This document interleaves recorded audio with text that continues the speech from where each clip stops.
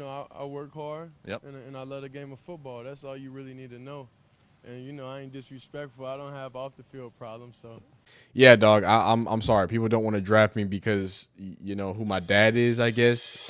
Shedeur Sanders has been called a lot of different things, but not a lot of people have been referring to what he has been saying about himself, and it's been very consistent since his Colorado days. Look, it seems that everybody's ready to crown him quarterback one, and even though they haven't put the pads on in a while, I think it's no surprise that he can spin a good ball. We've been telling you that for the past few months. I think it's more surprising people's reaction to the great things that Shedeur Sanders says. Look, he's media trained. I don't know why y'all keep trying to paint these narratives or whatnot, but he said things right. He told y'all, and he's telling y'all again, I want to bring a Super Bowl to Cleveland. And on top of that, hey, man, I'm not this negative off the field guy that y'all try to paint me out to. So let's hop right into it. First with these clips, and then we're going to get into a few different rumors because nothing has been confirmed. Some dude is saying that Mike Tomlin finally spoke on the decision to pass on Shedeur Sanders. He says, I think he's going to be a great prospect, but off the field distractions don't align with the players we draft, which doesn't make sense. Clearly,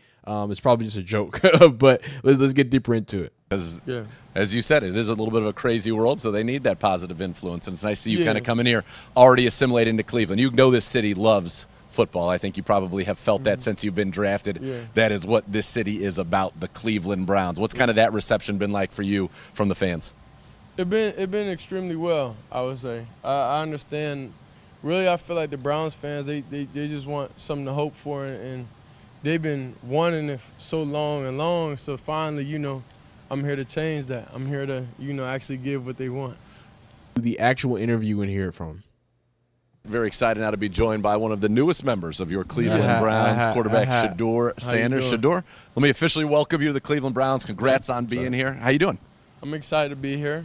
I'm ready to do big things, accomplish a lot of great things, and be a great teammate. Yeah. Rookie minicamp. That's what we're talking right now. You're about to get first time be able to put the uniform on, get out on the grass. What are you hoping to do as you kind of just assimilate in here into the National Football League? I'll say, of course, establish myself first in the locker room, first around the building, have everybody understand me, and just create, great dialogue between everybody, just be a good teammate, honestly. When you say you want everybody to understand you, what is it that you want our listeners, because they're not going to get to be around you in the locker room, what is it that you want people to understand about you? Well, I'm saying understand me. What I'm speaking on is understand I work hard, and I love the game of football. That's all you really need to know. And, I ain't disrespectful. I don't have off-the-field problems. So those main three things is that equals success. Again, we're talking about in the same draft where a man with a deep history of actual conduct got drafted before him, right? Or just fell out the second round. So these off-the-field things, like he has to defend himself with, it's like, yeah, dog, I'm sorry. People don't want to draft me because, who my dad is, I guess. You know what I mean? But the arrogance doesn't ever show. The brashness doesn't ever show. These things, these negative character things, it seems more of a media perception. That's what I'm trying to tell y'all. Y'all keep writing these long comments down below talking about, I've never seen an attitude like Shedeur Sanders. What are you talking about? What, an attitude? You mean because he's confident? Because he's not groveling to the things that y'all want him to be? He don't do nothing wrong. You just don't like the way he talks. Shout out to Franklin. It makes you uncomfortable the way he says things. He has never been disrespectful. He has never talked out of turn. I'm sorry that he's confident in himself, but that is not a bad thing. That does not make y'all then call him all these other things and wish bad and I hope he needs to be humbled. Why? He has not done anything negative to anybody. Please tell me. What is it? Oh, but Antonio Brown and all those people are cool. Okay. I was just making sure, but let me stop yapping. When I watch your tape, I would say the three things that stand out to you about as a quarterback: accuracy, most accurate passer in the history of college football, decision-making, and then toughness. You took a beating in Colorado. You got up every single time. That's what Kevin Stefanski said. Those are the three things he looks for in a quarterback. So do you feel like this is a good match here for you in Cleveland? Yeah, of course. That's why it worked out. That's why I'm here. That's why I'm a Brown. I feel like God won't put me in a situation I'm not ready for, and that's not ready for me. So that's why I'm thankful for the city embracing me how they have been, being able to go and see the kids just working out. They they running with me, clapping for me when I get done working out and stuff. And it's real cool. It's real exciting. And the city really embraced me a lot. And I'm just excited to be here. How'd you come up with that idea? Because you get drafted and then you're actually, you can come right in right away. Otherwise, you're not really allowed to be here until minicamp. You said, you know what, I'm coming to Cleveland. It's going to be my new home. You've been around the community. You talked about, reference some of the videos where the kids getting excited to see you come work out with you. What was the brainchild behind that, and what was that experience like?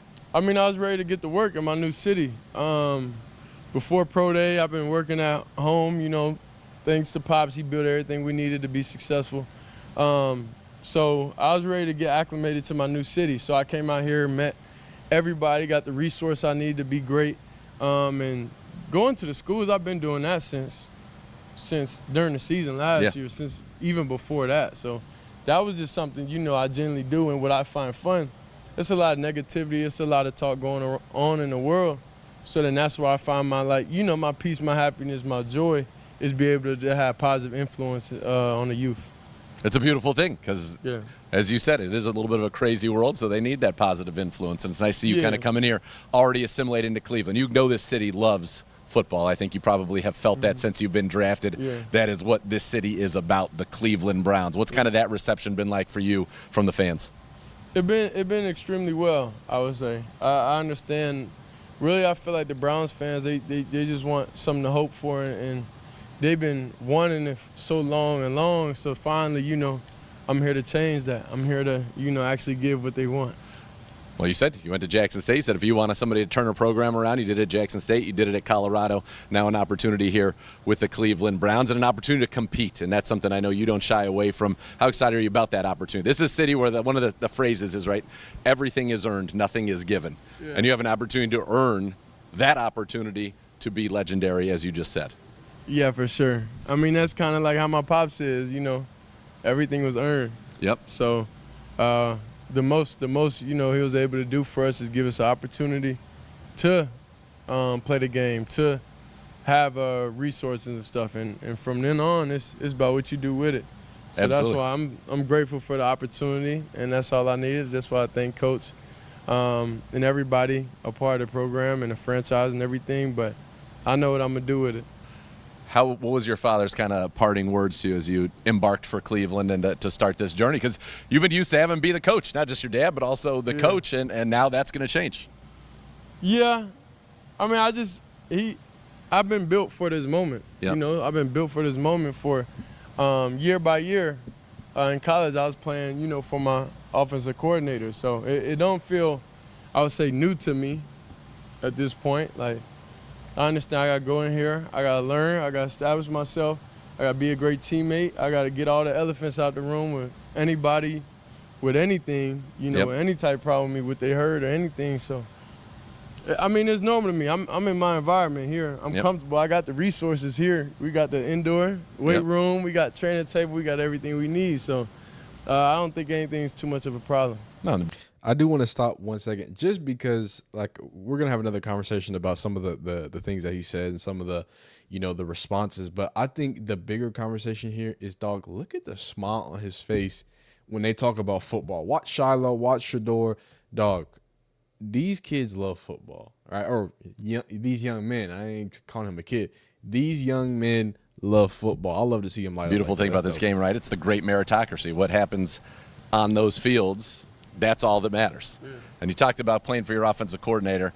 It's got to be nice to have an offensive coordinator who is very familiar now with your NFL head coach, Pat Shurmur and Kevin Stefanski. They go way back, so I'm sure you got a lot of information about Kevin Stefanski from Pat Shurmur and vice versa. No, for sure. It was great that, they have their relationship, so he's able to kind of explain and tell them, what's real and what's not real. So I'm glad that they have that relationship. And a lot of the offense that we did at Colorado is parts of it that we learned. Yep. It's similar. So the game slowed down for me a little bit, I'll say. And I'm excited for it. I'm gonna let him finish there. There is a little bit more there. Y'all gonna make sure again we don't watch full things there. We just have bits and pieces of it. So go watch that full thing. That's on the Browns football account. I just wanted to react to it a little bit. Pop in here. Here's what I want to say. After hearing these things, right? and I went off on, I think, a bit of a rant. I think I went a little too crazy. I made a video, I think it was a day or two ago, kind of speaking on some of these lies. And my issue is that, like, dog, we can have a football conversation about what you think Shedeur Sanders is, and I'm happy to have that. I'm not going to be delusional and say he's the greatest quarterback since sliced bread, but I will tell you that he's got enough tools to play at an NFL level. I'm not trying to tell y'all something that is not easily seen. That's what I mean. And I think I'm stumbling over my words just because, like, how else can I say that? Like, dog, make fun of his throwing, make fun of this, make fun of that, do everything else. But when we start talking about he's off the field or he's this or he can't, you know what I'm saying, do anything on the football field, it feels like I'm okay with having that conversation at least. But when we start saying off the field stuff, specifically, I'm sorry, on the field stuff's fine.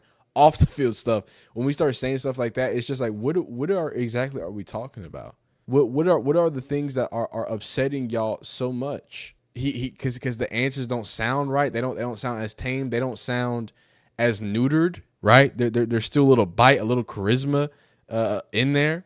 You know what I'm saying? And there's a big laid back like that. Can we be honest? The laid backness. I see why somebody with a lot of money, again, who's used to ruling over people of that stature, you know what I'm saying? While it's easy just to kind of sit there and almost be puzzled as to why isn't Shedeur uncomfortable? Why isn't he doing certain things in natures and stuff like that? Like it's almost like it's really like, I don't know. It feels like they're trying to project other things on top of Shedeur, right? Besides the things that are clear to see and that are very obvious. But just to go deeper on this video, yeah, this is confirmed fake. Like we have it right over here. It's a confirmed fake headline, but I just think it's interesting. Like these are the things that I talk about when it's like whenever things get so unfiltered to a point that people can just say whatever they want. You know, everybody's just gonna run with this. Everybody's gonna run with, oh yeah, Mike Tomlin said that, even though we literally watched the interview last week about Mike Tomlin saying the exact opposite about Shedeur. But hey, man, people are gonna do what they're gonna do. So continuing on and continuing forward, let's get into. But that's it. I just want to pop in here for a second. You got the draft lottery and everything going on crazy. I'm just tired of people trying to paint Shedeur Sanders as anything else. Now that the play is starting to look good, I think y'all are running out of excuses, but we'll see what happens next, man. Let me know down below in the comments what you think, how you feel about this whole interview and the whole situation. Like the video if you like it, dislike if you don't like it, subscribe if you enjoy football content. We'll see you next time. Peace.